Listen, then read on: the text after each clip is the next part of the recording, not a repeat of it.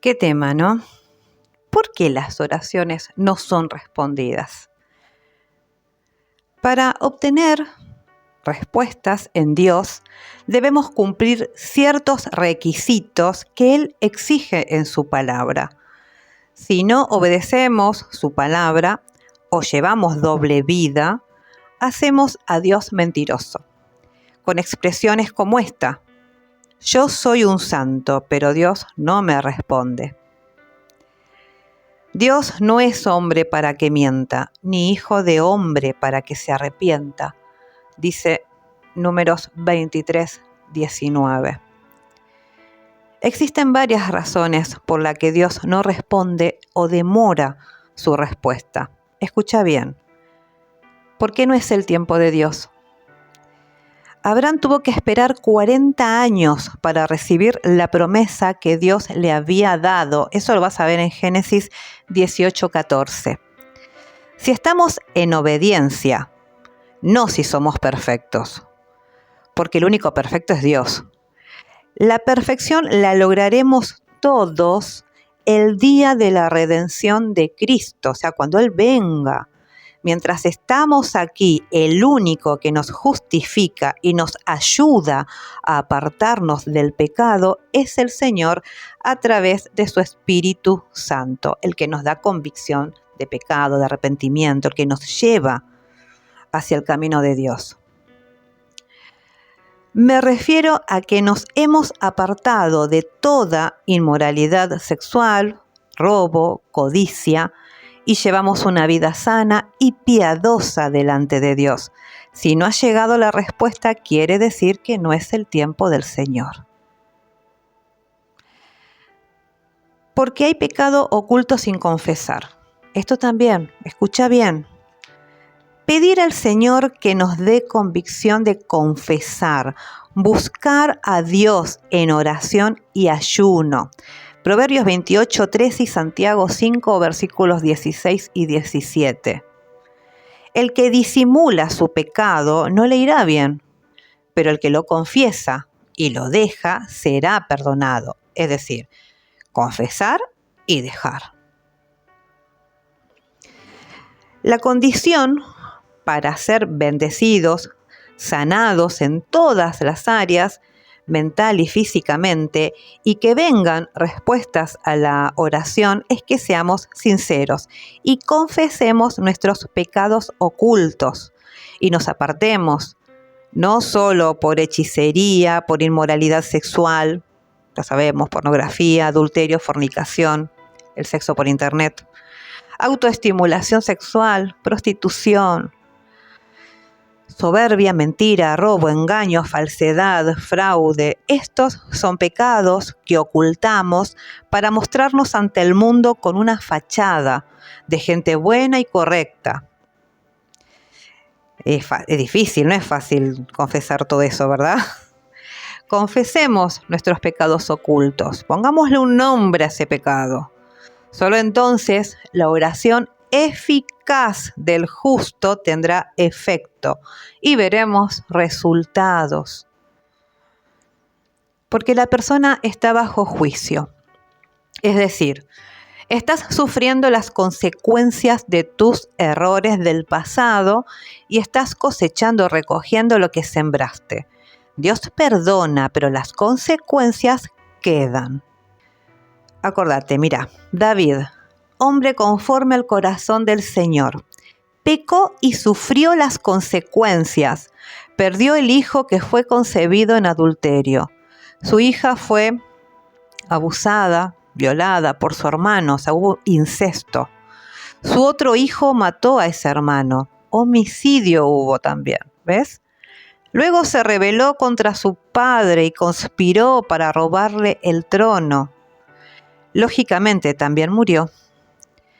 Las consecuencias del pecado de David las sufrieron sus hijos, lo que les trajo muerte y violencia. David fue perdonado por el Señor porque mostró un genuino arrepentimiento delante de Dios. Fíjate Salmo 51. Y Dios lo levantó y purificó. Sin embargo, sufrió las consecuencias. Dios levantó el juicio al rey David y lo restauró. Las personas que están bajo juicio van de problema en problema, de dificultad en dificultad, hasta que Dios les levanta el juicio, cuando tienen un arrepentimiento sincero delante suyo. En Gálatas 6, versículo 7. Porque la persona está bajo prueba. Dios no responde cuando está probando a alguien con propósito para trabajar o moldear el carácter, la autosuficiencia, el ego, la altivez, el egocentrismo. Durante las pruebas siempre aprendemos a tener paciencia. La tribulación produce paciencia, lo dice Romanos 5:3. A esperar, a tener fe, a depender solo de Dios, y porque vamos a ser bendecidos. Job aprendió a decir en medio del dolor, de la pérdida económica, de la soledad y del luto, que esperaría en el Señor. Eso lo ves en Job 13, versículos 15 y 16. Porque no es la voluntad de Dios. Debemos pedir siempre conforme a la voluntad de Dios y no a la nuestra. Siempre. Primera de Juan 5:14, Mateo 6:10 nos dice siempre conforme a la voluntad del Señor, porque normalmente nuestra voluntad nos lleva por un camino desastroso. Cuando oramos, aun si ayunamos, y Dios no responde, debemos tener en cuenta además los siguientes aspectos. Hacer oraciones egoístas. Cuando lo hacemos de esta manera, no tendremos respuestas. Eso lo vemos en Santiago 4:3. Por ejemplo, si quiero que mi esposo regrese para demostrar que yo soy mucho mejor que mi rival. Eso cuando están separados. Esa oración Dios no responde, porque es con orgullo, centrada en mis intereses, en lo que yo soy. Hay un poquito de revancha ahí. Si en cambio digo, Señor, quiero que mi esposo regrese para que vea en mí una mujer diferente, una mujer que vos transformaste. Por favor, cambia lo que tengas que cambiar en mí para que tengamos armonía, paz, amor, unidad y comprensión en nuestro hogar. Que mi esposo pueda conocerte y podamos orar juntos con nuestros hijos y compartir en familia tu palabra.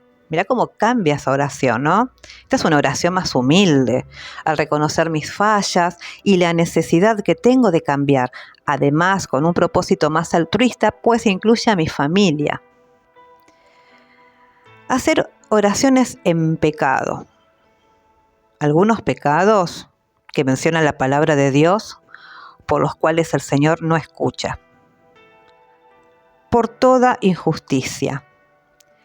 Si oramos y somos injustos con el huérfano o la viuda, maltratamos, criticamos, estamos en chismes o murmuraciones. Ahí fíjate en Isaías 1, versículos 15 al 17, versículo 19.